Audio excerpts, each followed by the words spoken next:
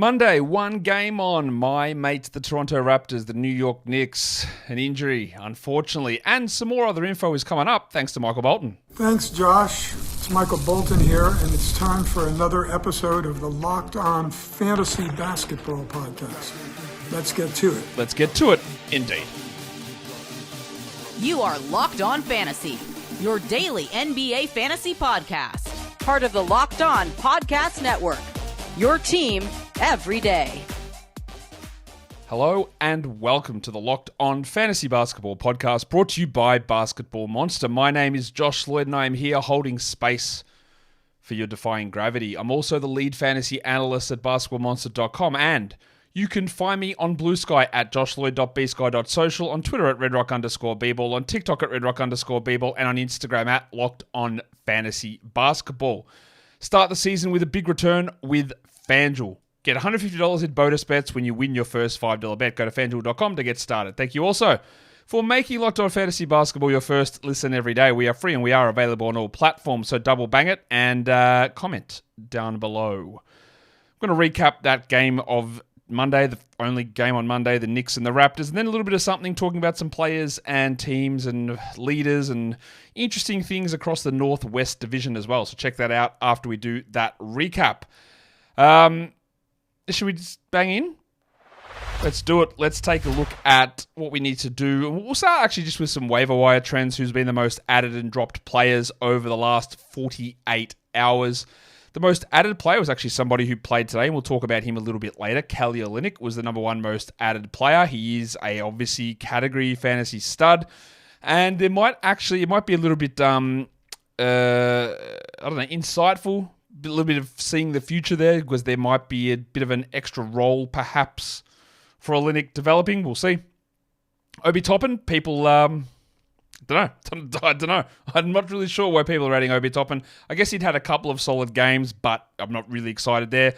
Vasa Micic is producing good value. Yeah, the Hornets only play one game this week, but you know what? So do like 10 other teams. So you're not alone there. This week, again, you can do some streaming, but a little bit more of longer-term prioritization I think is useful. Royce O'Neal, as long as Kevin Durant is out, he is putting up strong numbers or strong enough numbers. I don't know if Durant is back at the end of this week. I don't think he will be. I think it'll be the start of next week. But O'Neal's playing well. Flaming Mo Wagner, really good stream for tomorrow for the Magic. Just get that points and volume in and usage and that sort of stuff. And the other one is Alex Caruso, another guy who plays tomorrow, who we actually got the 24 minutes out of the last time the Thunder played. And that's enough for me to be marginally interested there. The most dropped players. Some names here make sense, some not so much. Tamani Kamara, I think that's a really easy drop, honestly. We'll talk about the Blazers a little bit later on in the second half of this show. He's not really doing anything, and I don't think you need to hold on. Quentin Grimes and Spencer Dinwiddie were dropped, and that's because they didn't do anything. But there is an opportunity for them. They played Tuesday, and not many players do. There's only 4 teams that play. But if PJ Washington and Najee Marshall are both out, they're going to have to go small a lot. And that's going to mean more Grimes and Dinwiddie. I'm not saying it's the wrong decision to have dropped those guys. It's probably the right one. But they do become streaming options for Tuesday. Whoa, what about this? How sad is it? The pencil, Harrison Barnes. Barnesy.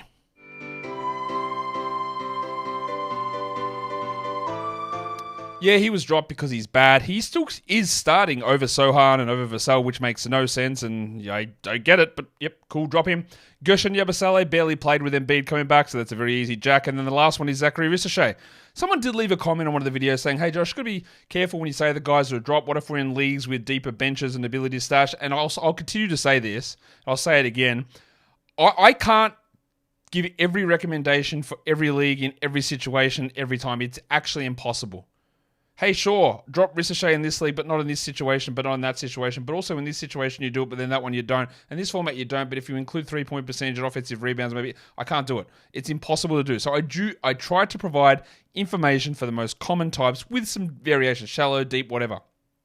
It is hard to give that advice. And that's why I don't say this to have a crack at the guy that asked me that question or commented. It's more just that when you are taking in the information that I'm saying and the things that I'm talking about, understand that it's like those, individual advice may not be right for you. Speak to your independent financial advisor. It's a little bit like that because I can tell you that for the majority of people playing, if you're in a 10-team league, a 12-team league with a 10-3, 10-4 bench split, there's zero reason to hold on to Ricochet. None.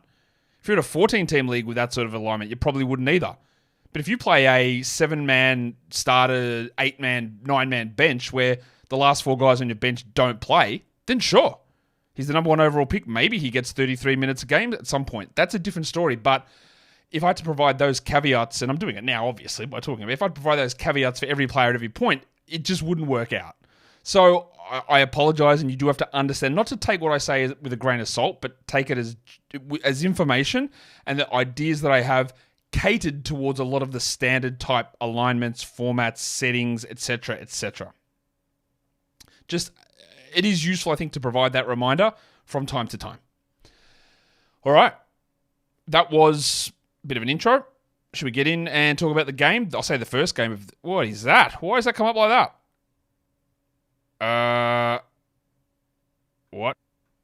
Well, I can tell you I got no idea what just happened then. So apologies for that weird, just big... It just shows my true fandom of the Raptors having that big logo up there. We're going to talk Raptors, Knicks. New York gets the win in the end. It wasn't guaranteed to be that way. The Raptors were up and were pretty competitive for most of the game, but they do go down in the end, 113 to 108. And there you go. Big win for the Knicks. We'll talk about them. Jalen Brunson, again, sprained his ankle for like the 30th time this season, I feel like. Brunson keeps doing that. He keeps coming back in. He ended up with 20 points and 11 assists and 4 threes. They play again on Wednesday. For some reason, he couldn't hit free throws in this game. Whatever. Karl-Anthony Towns came in with a knee problem, played 36 minutes, had 24, 15, and 6 with a Richie Beno and elite percentages. That is just a gigantic game, and it's also huge from Mikal Bridges. 23 with 5 threes in 40-odd minutes. Could this idiot Tibbs, just at some point ease up? At some point. We still got the 26 minutes out of Juice McBride. He had 8 points with 2 threes and 5 assists. Again, it's not perfect. It's not great. But you understand there are 4 individual paths for him to be a top 75 player. And that's why I think there is holdability in him, especially with another game for them coming on Wednesday. Well, Anunoby had 14 points, but he had 2 threes, 2 steals, and 3 blocks. We've talked a lot about Josh the Hitman Hart being a bit of a sell high and some stuff dropping off at some point. This is quite a bad game from him. 10, 4, and 3 in 32 minutes. It's not a terrible game. It's just, given what he's been doing, it's been bad. And he'd been doing that based on absolutely elite rim finishing numbers, which always seem to me to have a risk of reducing. It did here. We'll see whether that's a long-term thing. But I think it's understood, and I hope it's understood from the majority of you, that the stuff that Josh Hart was doing was probably not going to hold exactly at that level. With Towns back, Achua did absolutely nothing, as you can expect. Well, that's not, to be fair to him, he did have 2 blocks, so yep. But he had 7 and 6 in 16 minutes, and I don't believe that he is anywhere close. He's not anywhere close to me, to a McBride, in terms of stash ability, waiting for guys, or if guys get hurt, because he's not even close to providing 12-team value when the team is healthy, whereas McBride can be close to that. He's not always going to be close to that, but he can be close to that. We'll go across onto the Raptors side of this game, and there's probably a little bit more intrigue over here because they ran out the same starting lineup again, but the big news is Scottie Barnes suffered an ankle injury, and it looked pretty bad. Barnes could be seen mouthing, "I can't feel my foot," which is not a good sign. We don't have, and I'm just going to double check on this, we don't have any sort of update on that at this point. I'm just going to double check. They said sprained ankle. I would not, every Raptors beat reporter is calling it a serious injury. So yeah, I would think this is not a single game issue. I would say this is multiple weeks. And honestly, I'll put this out there now. Curses and karma aren't real, so whatever. But I would think that there is definitely a greater than 0 chance that is a season ender. I hope it's not. I hope there's nothing like a foot fracture, a Lisfranc injury, a Jones fracture, or something like that, or like a significant grade 3 ankle sprain. That would be my worry. It does not appear that it's going to be any sort of short-term scenario. Now, the thing here with the Barnes injury, let's just go ahead and say that it's a month, right? We'll just throw that number out there as it's a month. That's a made-up number, but let's just say that's what it is. In the short term, Scottie Barnes is the point guard on this team. So if Scottie Barnes is out at the moment, it's going to be, I'm guessing, Davion Mitchell that steps up. He's going to have to play more minutes at the starting point guard position. when Emmanuel Quickley eventually returns, and we got some sort of an update on that today. It said there's doing more imaging. I still don't really know exactly when it's going to be like, when he's going to be returning or anything like that. Like, it's still probably a couple of weeks away with Quickley, but when Quickley is back, he'll be the starting point guard, and then Barnes will go back to being the 4. And that would probably mean that Ochai Agbaji gets back to 30 minutes, but it also means Kelly Olynyk will play more. Because Olynyk he's not Barnes, he can't defend like Barnes, but what he can do is he can be tall like Barnes, he can play the 4 like Barnes, he can, throw bars out like I just did, but he could also pass like Scottie Barnes. Well, not exactly Scottie Barnes, but he can do those things. Actually, in a positive news that just came through, X-rays negative on Barnes. So that Lisfranc fracture or Jones fracture appear to be relatively safe. So that's great news. We'll see what else we get. We're going to get more updates coming on that. But X-rays were negative on Scott Barnes. But again, I would say that probably rules out season ender, which is a W, right? But I think that when you get Quickley back, you're not relying upon Barnes to be your point guard as much, meaning he's more of a 3/4, which is more for Agbaji. It's maybe a little bit for Gary Trent III, Jacoby Walter, although not as much. It's definitely more for like grade A Dick to do, and I would go and see if Dick is available. Any chance you get to grab Dick, I think you do it now while Barnes is out, and I think it's going to be a much more, a larger Dick role coming up while Barnes is out, because he just needs to do more. He'll need to shoot more. He'll need to play those more minutes. But I'd look to Dick, and then deeper formats, we go to Mitchell, and then we can go to Agbaji and Olynyk as those guys. In terms of the production in this game, Rowan Barrett cooked, revenge game, I'm guessing. 30 and 8 with 3 threes for him, and Pirtle had 10 and 12 with 2 blocks. And we will check on Olynyk because there were people who were pretty excited about adding him out. Part of the appeal of adding Olynyk was for the play today. But as a long-term 12-team league guy, had there not been a Barnes injury, I wouldn't have done it. I wouldn't have thought he was a 12-team guy. 6 and 4 with a steal and a block in 14 minutes is not enough. But the Barnes injury might make it worth it. The other thing is, again, like we talked about, not having Dick on our team because there's not enough to do when they're healthy. And we showed again, 7 and 6 with 0 assists, 0 steals, 0 blocks. He shot 27%. He didn't take a free throw. But if Barnes is going to be out and we are expecting an absence, we get more Dick now. We're going to have to get him to do more in those scenarios. And we're already seeing the evidence of that. Davion had 8 points with 3 assists, and Walter did play well. He had 19 points. He played 22 minutes. I think he's going to be a little bit like, hence why I call him Gary Trent III. He's going to be a little bit like Gary Trent in that he'll get some scoring, he'll hit some threes, he might get some steals, but the other stuff is going to be absent. And it's going to be very hit or miss, and it's going to be a lot of inefficiency stuff that's built in. The other guy to watch will be John Mobo, but with the presence of Olynyk there, it does have an impact overall. And again, Barnes is mainly at this point playing as a point guard. Agbaji played 32 minutes. He is also, like, the thing with Agbaji is he's bad. He's not a good player. He had a couple of good flashes, but he played 32 minutes. He had 7, 5, and 4. So in terms of prioritization, if Barnes misses, I think it's Dick. I go to probably Olynyk and Agbaji, and then I'd probably go to Mitchell and Mobo as deeper formats. And I'd like to get more information, obviously, on Barnes, but I'm not expecting that he's back and playing any point soon, really. Which is unfortunate because, he was turning in some really good numbers. We're going to come back. I'm not going to do lines of the night or anything like that because before it's one game, but it's Towns is the monstrous. We're going to come back and we're going to look at over the Northwest Division. Today's episode, though, is brought to you by FanDuel Sportsbook. Get ready to tackle all of the NFL action with FanDuel, America's #1 sportsbook. When you go in as a new customer and you place your first $5 bet and you win said first $5 bet, you get $150 in bonus bets. You can live bet the NFL with FanDuel as well. When you open up the app, you can see all the live bets there. But now, importantly, you see all the live stats. You see all the live play-by-play. All that information right there on the screen as you are placing those bets. So, when you head across to FanDuel, go ahead and place that first $5 bet, win that first $5 bet, and get $150 in bonus bets guaranteed. FanDuel, never miss a moment and never miss a hunch and make every moment more with FanDuel, an official sportsbook partner of the NFL, and don't forget to gamble responsibly.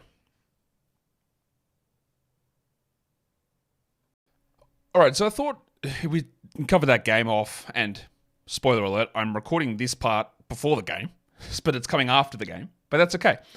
What I'm going to do over some of these low volume days is just take a look at a few different things. I'm not sure how much insight it gives us, but it's a nice little look back at a bunch of different parts and pieces of production through fantasy in real life. So we're going to cover a few advanced metrics. We'll look at fantasy rankings for teams in each division, the top ranked player and the second ranked player, and just see what we can sort of figure out with the teams dominated by these guys. Is there uncertainty around hierarchies of who's been good and who hasn't been? How do certain numbers and metrics position these players, and where are they actually sitting in these spots? So we'll see. It is a light week, and there is a couple of these days over the next 2 weeks or the next 8 or 9 days. We're going to have a few of these sort of days. So we'll see how we go. We'll see how it looks and how it feels. And we're going to start in the Northwest Division. We're going to start with the Denver Nuggets because, of course, the NBA's best player plays up here and plays for the Denver Nuggets, and that is, of course, Big Chungus Nikola Jokic. For those of you watching on the video and on the audio side, of course, I'm going to explain what I'm talking about here.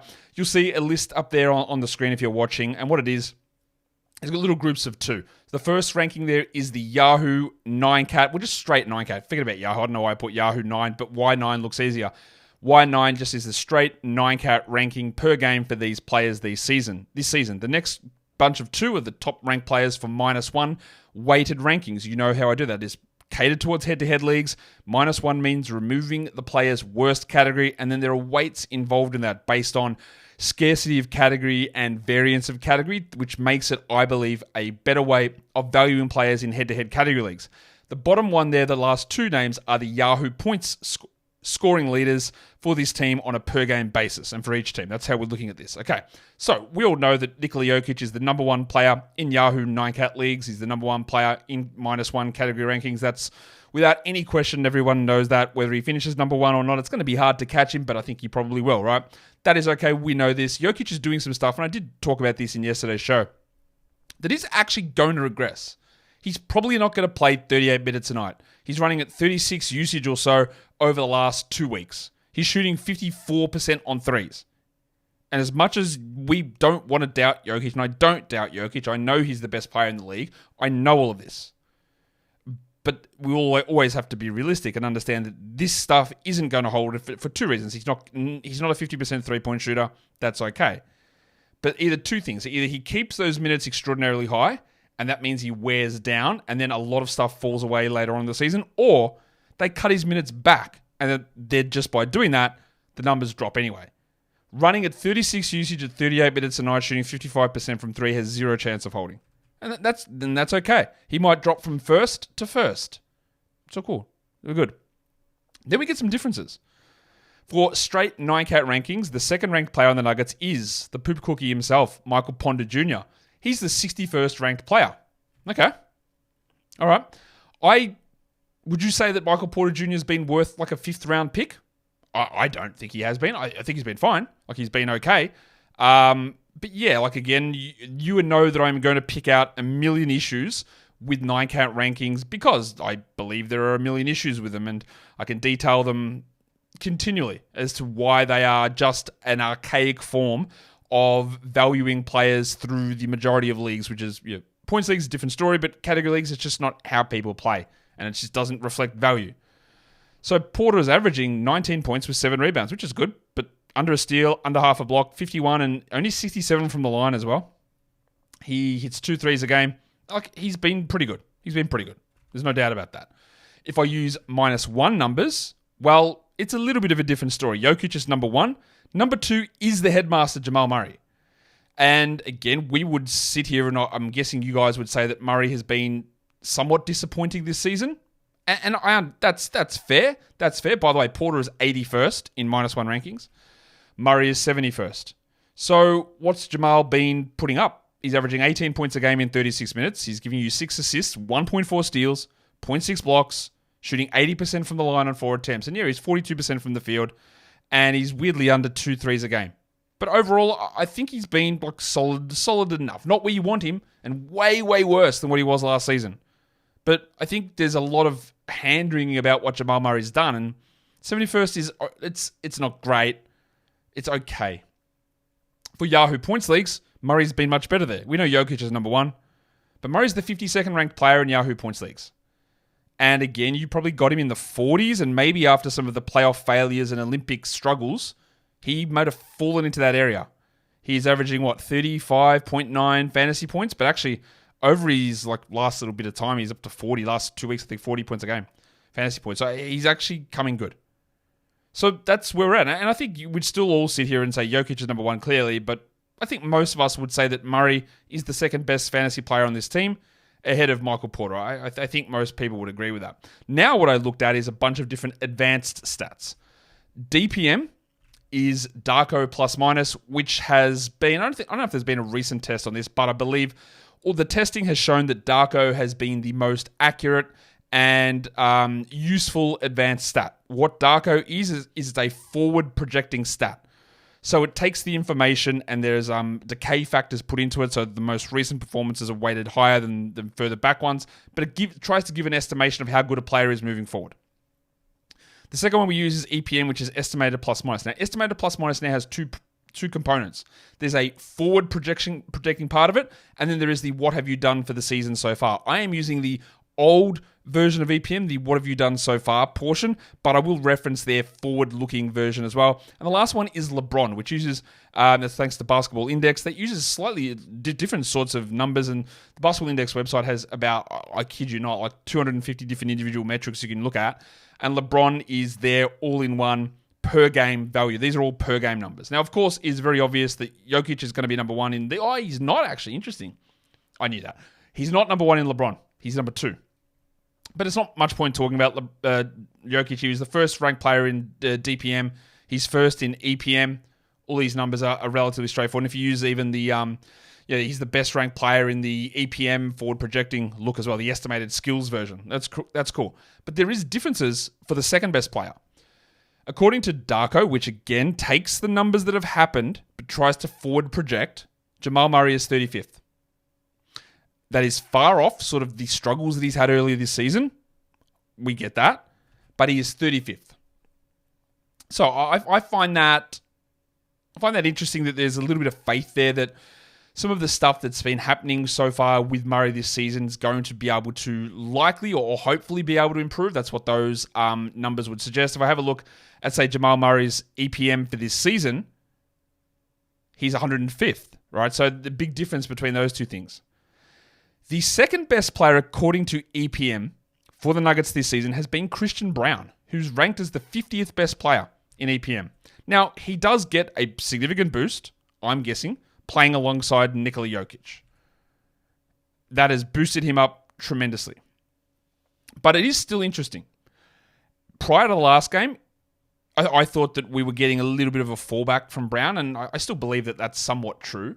And he does have one of the best Darko improvements, the DPM improvements over the season, but overall, he's still not ranked anywhere near that high. He's the 200th ranked player on Darko.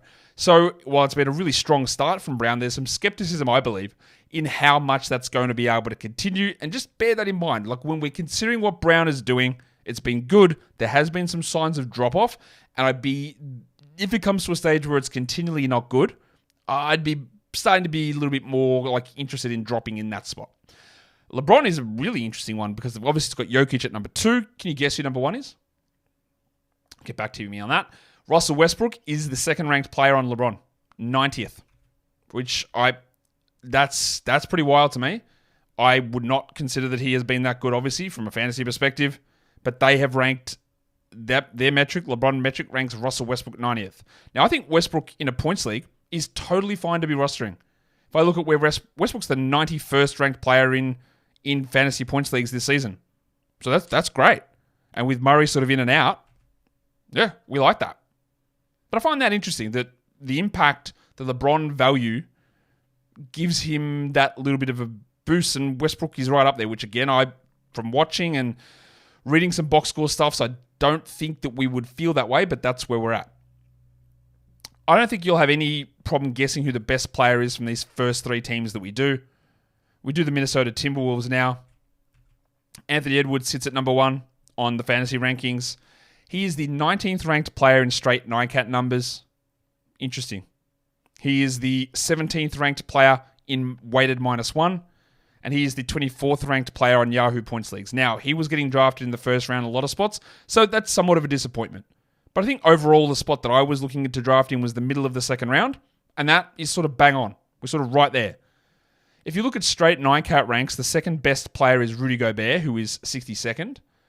He is 60th in -1 as their second best player as well.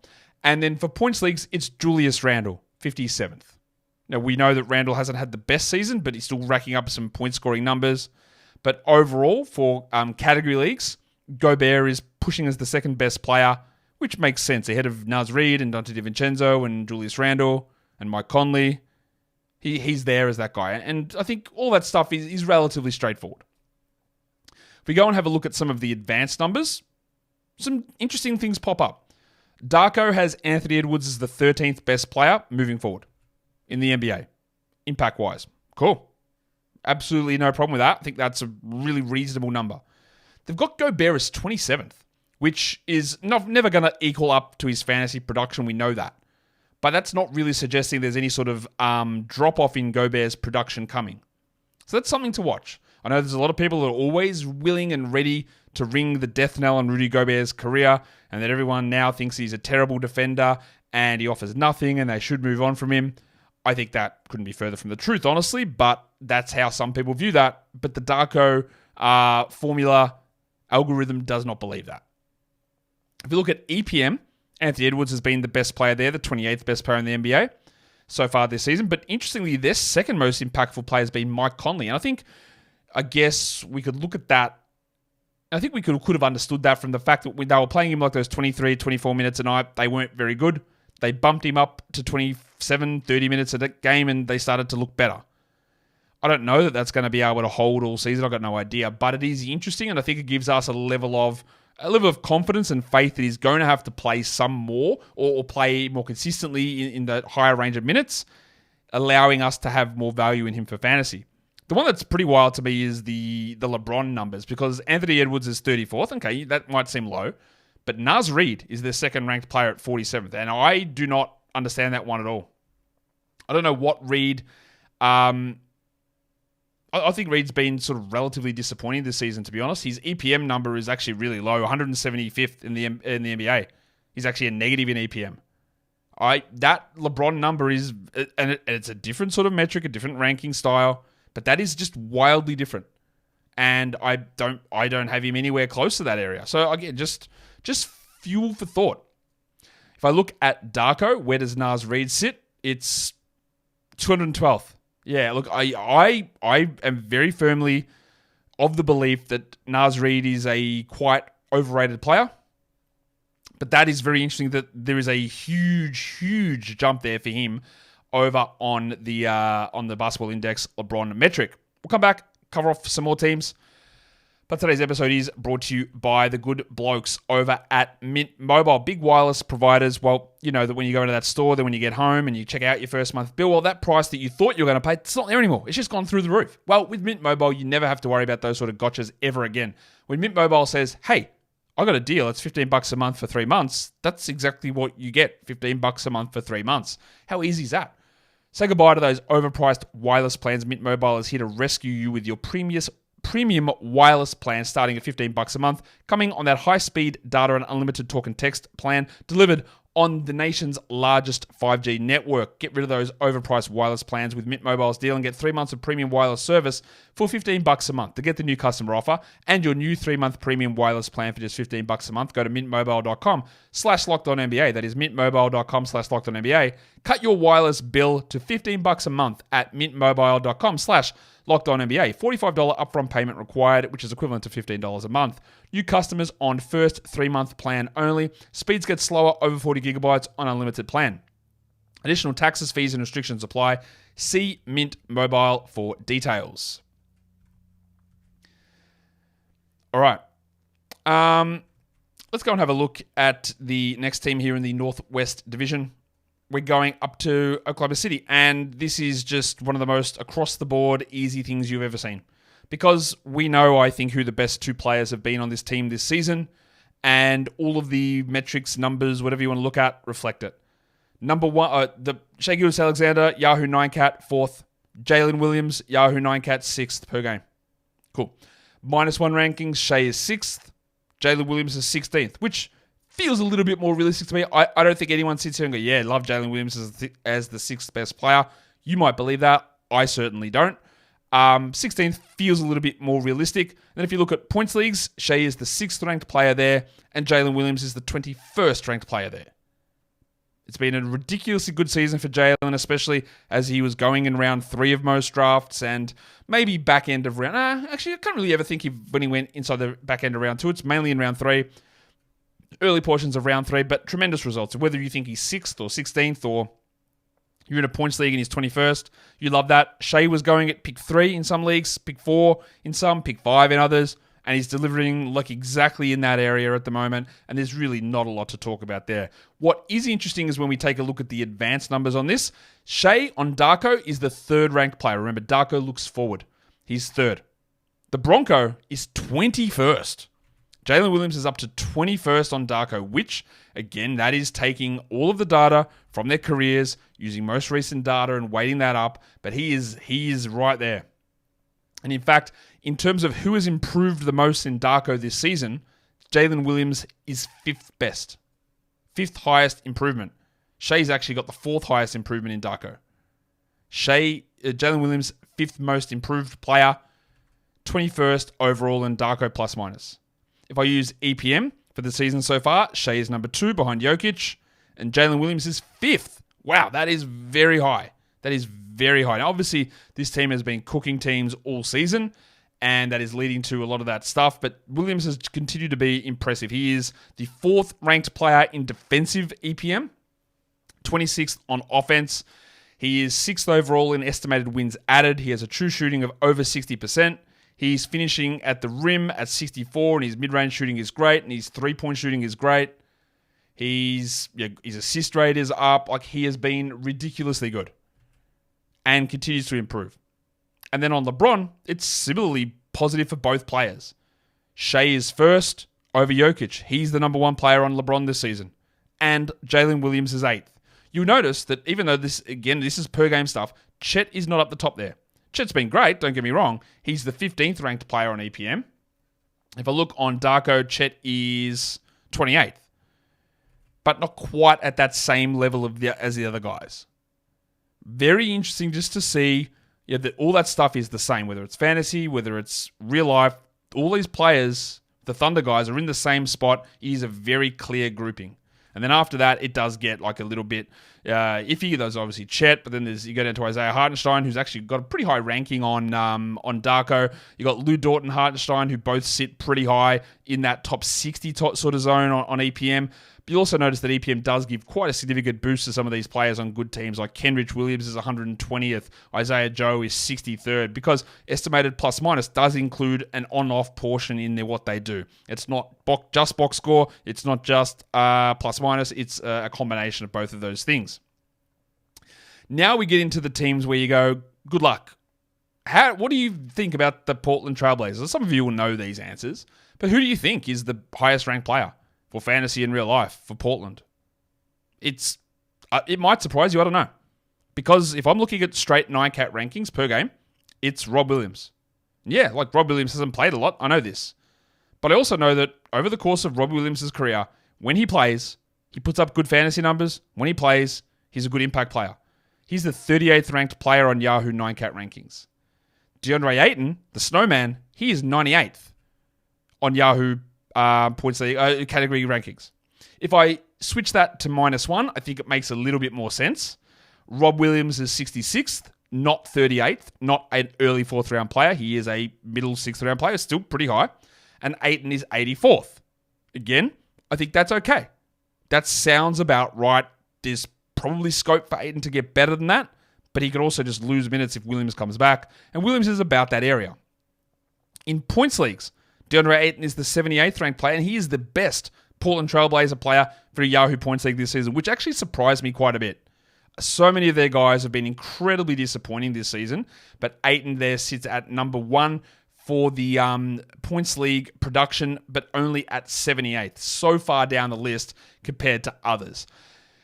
And then there's the other guys who are just... Well, the next guy on Yahoo points is Jeremy Grant. He's not even a top 100 guy. And this is the area where Jeremy Grant's actually good, and that's in points leagues, 105th. He's like -1 rank, he's 115th. Simons is only 120th in points league rankings. Shaden Sharp's 128th. Scoot's 166th. None of these guys are putting up strong numbers at all. Don Klingon is 182nd in points leagues and 31st in -1 category. It's rough, man. And I do believe, Williams, as soon as he comes back, I'll be interested in using him in category leagues. Points leagues, not as much. Jeremy Grant, I'm not sure is going to be a hold. I would hold Anthony Simons, but like guys like Sharp and Scoot, I don't know that you need to hold on to these players. Their value's just not really there. And if we look at the real life impact numbers, again, who do you think it is? Because it's actually the same guy. Robert Williams III is their most impactful player with all the different metrics. If I actually look at Darko, which again is a forward viewing metric, he's the 48th ranked player, Robert Williams. 48th. Now we know there are significant limitations of what he does in terms of staying healthy and all that stuff.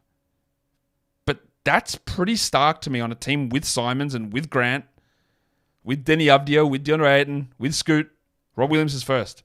And second is a bloke that hasn't played at all, which is such an indictment on that entire team, coaching staff, management. Remember, Darko is forward-facing, so it's not just about what has happened this season. Matisse Thybulle is the second best player on Darko, and he's not that good, 158th. But he is ahead of the Delano Banton, Denny Avdia, Tamani Kamara. Guys like DeAndre Ayton are ranked 300th on Darko. Simons, 335th. Just Simons has never had a positive DPM. Never even got above 0.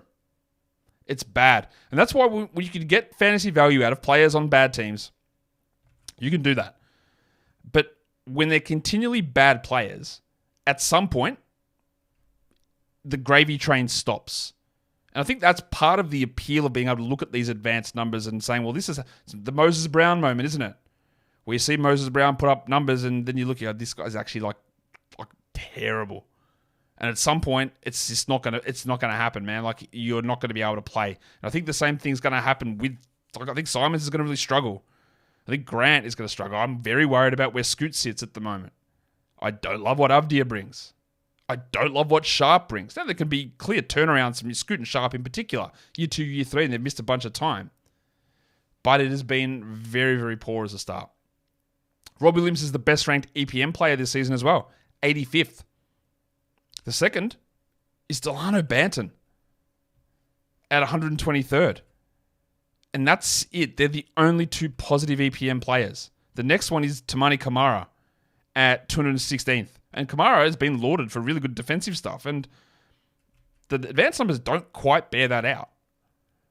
And then Donovan Clingan's a really interesting one because both Darko and EPM don't love him. 253rd, they got him ranked. But LeBron does for some reason. So LeBron still has Rob Williams as the best ranked player there, 62nd, but it's got Klingan as 80th.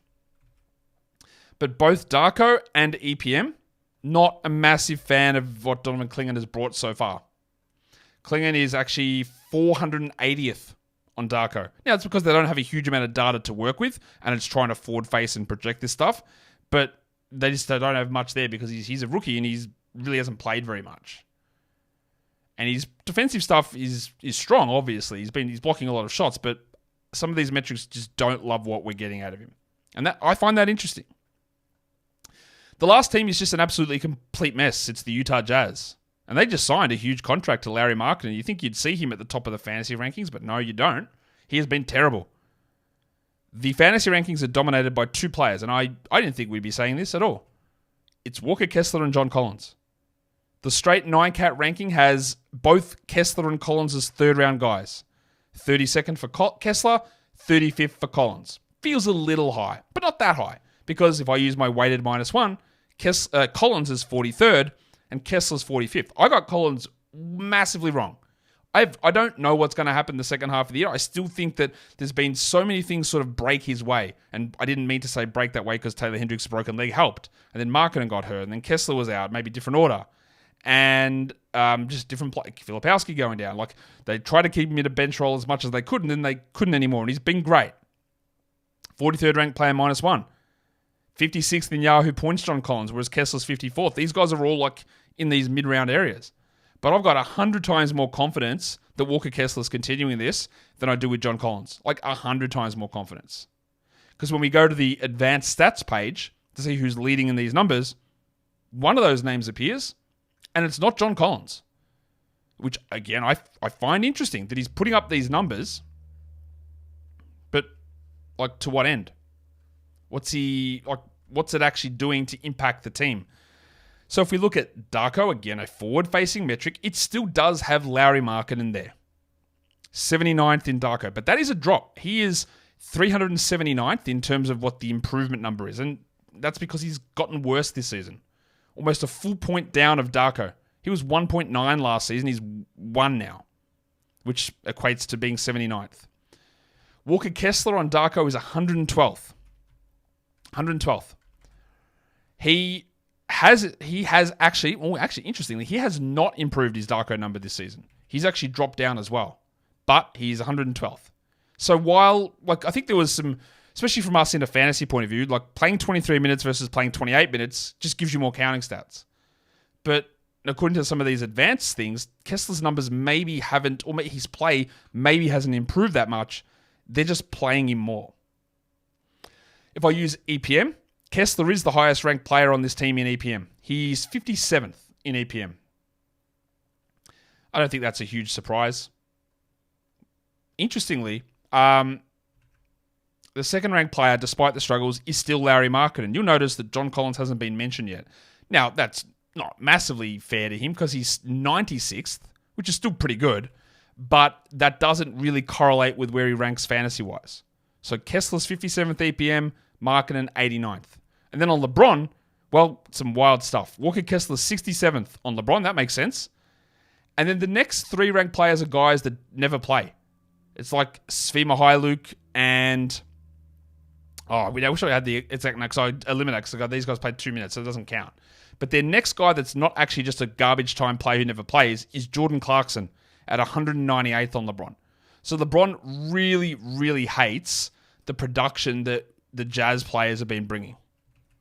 Kessler still up the top of all of these. Markkanen showing his face a little bit. Collins, not as much. And I do worry that John Collins is doing the thing that he's done for a period of time, and that is put up numbers and not necessarily always be the most impactful player. But do the Jazz actually want him to be impactful and cause wins? Probably not. But I do think there's going to be something that changes at some point this season that does change what Collins provides. I didn't highlight Cody Williams because he might literally be the worst player in the entire NBA, honestly. He might be terrible. And speaking of terrible, Keontae George on Darko ranks horridly. 512th. Yuck. He's also 359th Keontae on EPM. Behind him are the two rookies, Cody Williams and Isaiah Collier. I still believe in holding on to Keontae George in category leagues and in points leagues because the volume starting point guard with a secure 30-minute role is useful. But impact-wise, he stinks. And I actually hated him as a draft prospect coming out. And then he started to change my mind with some of his play. But yeah, I'm not feeling super good about where we go with him in his career at the moment. Although, again, there's been some small improvements recently. Not feeling super good about it. But that's where we're at. Now, again, I don't know how much that provided to you guys. I just think it's interesting to sort of catch up on things as we are. What percent are we through the season? 29% of the way through the season, so a little bit over a quarter of the way through, just to see where guys are trending and if there's any sort of weird anomalies, balancing the advanced numbers out with the fantasy ranks. We're going to do this again through some of these other lower volume days, and hopefully we get some interesting stuff to come out of it. In the meantime, I want you guys to hit the thumb and to double bang and to leave your comments down below. Guys, don't forget, only one game today, but that's okay. We can do some other good stuff in our life. We can prepare ourselves the rest of the week in fantasy. But just remember, don't be hard on yourselves. Keep the positivity up. You never know what somebody else is going through. If you hurl an insult, if you say something, you never know. I need to be better at that as well. I need to be better about being good to myself too. We'll all have it. Guys, we are done here. Thank you so much for listening, everyone. See ya.